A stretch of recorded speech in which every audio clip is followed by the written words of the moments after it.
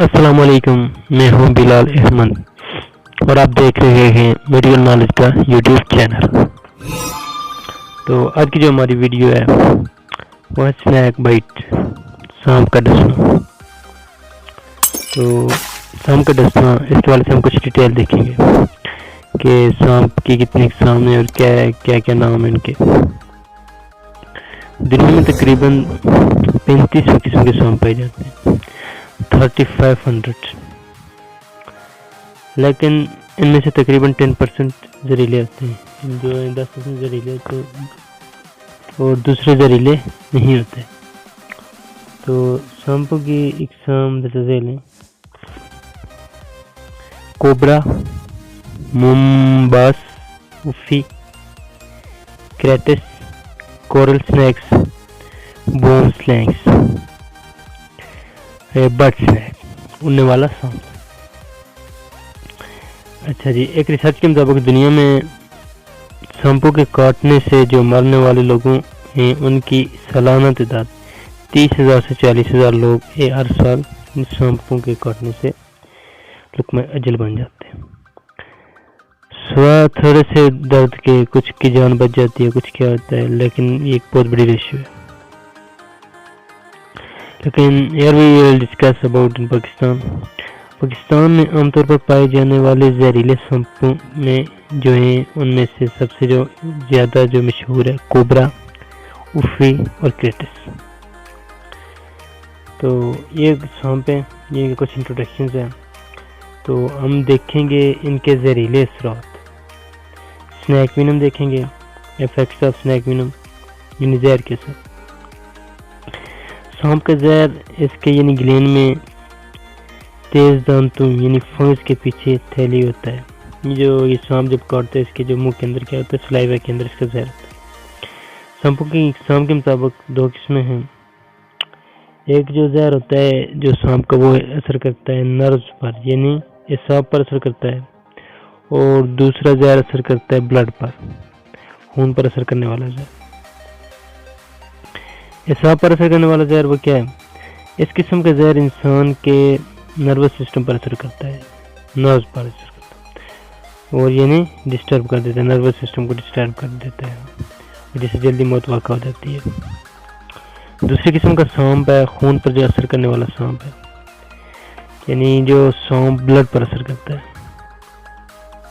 یہ زہر خون کے خلیوں سے کتبہ کر دیتا ہے سب سے پہلے، اور کچھ سانپوں میں دونوں قسموں کا زہر موجود ہوتا ہے۔ یہ ٹاکسک افیکٹ ہے، وہ جو خون پر زہر کا اثر ہوتا ہے۔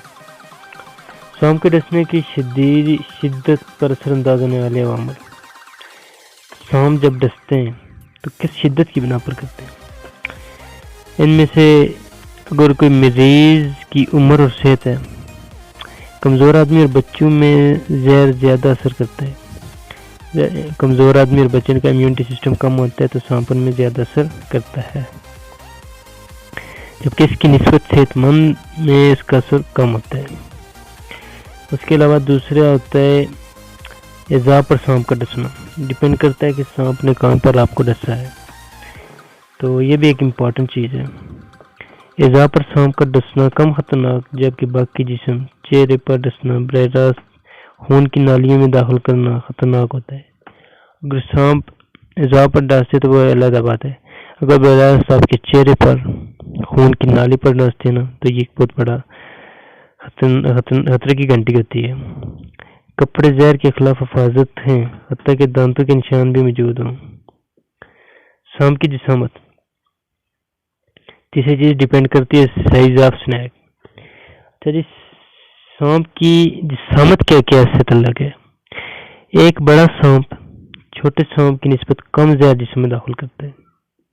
اس وجہ سے چھوٹا سانپ اگر آپ کو کاٹ لیتا ہے تو وہ کم زہر دے گا جسم کے اندر، جبکہ اس کے مطابق اگر کوئی بڑا سانپ آپ کو کاٹ لے تو بہت زیادہ زہر آپ کے جسم کے اندر داخل ہو جاتا ہے۔ اس کے علاوہ ورزش یا بھاگ دوڑ۔ اگر آپ نے سانپ نے کاٹ لیا تو آپ جلدی سے بھاگے مت، کیونکہ اگر آپ بھاگیں گا تو آپ کا جسم ورک کرے گا اور جو زہر ہوگا جذب ہو جائے گا، اور جذب ہوگا تو آپ کو پتہ پھر کیا ہو سکتا ہے۔ اس لیے بھاگنے نہیں، فرسٹ ایڈ کی ضرورت ہوتی ہے۔ اس کے علاوہ سمپٹمز ہیں سانپ کے ڈسنے کی علامات و نشانات، یعنی جب سانپ ڈس جاتا ہے تو کیا علامات اور نشانات ہوتے ہیں؟ متاثرہ مقام پر شدید جلن والا درد ہوتا ہے، یعنی پین۔ اس کے علاوہ مقامی طور پر وہ جگہ سوج جاتی ہے جہاں پر سانپ ڈس جاتا ہے اور وہاں سے بلیڈنگ ہوتی ہے اور وہاں پر وام پھیل جاتا ہے اور آپ کو غنودگی بھی ہو سکتی ہے۔ آپ کو نیند آ جائے گی جب سانپ کاٹتا ہے نا بندے کو، پہلے پین ہوتا ہے، پھر وہاں پر سوجن ہو جاتی ہے، پھر اس کے حوالے سے نیند آ جاتی ہے۔ اس کے علاوہ سے جو دوسری مثال ہے یعنی علامات ہے سانپ کاٹنے کی، آپ کو کیا پتہ چلے گا؟ جلد اور زیر جلد ٹشو کی جو ڈسنے کے مقام پر واقع ہو سکتی ہے، نشان واقع ہو سکتا ہے جب ٹشو ڈالتے ہیں۔ پوائزن کے جذب ہونے کے نتیجے میں الٹی اور بخار، آنکھوں کے پپوٹے گر جاتے ہیں۔ زہر، پوائزن کے جذب ہونے کے بعد آپ کو وومٹنگ ہوگی، اس کے علاوہ پپوٹے گر جاتے ہیں، یعنی آنکھوں کے لوگے والے۔ بولنے کے عضلات، مسلز کے متاثر ہونے سے بات چیت کرنے میں مشکل ہوتی ہے، تو آپ کو بات چیت کرنے میں مشکل پیش آئے گی بولنے کے عضلات۔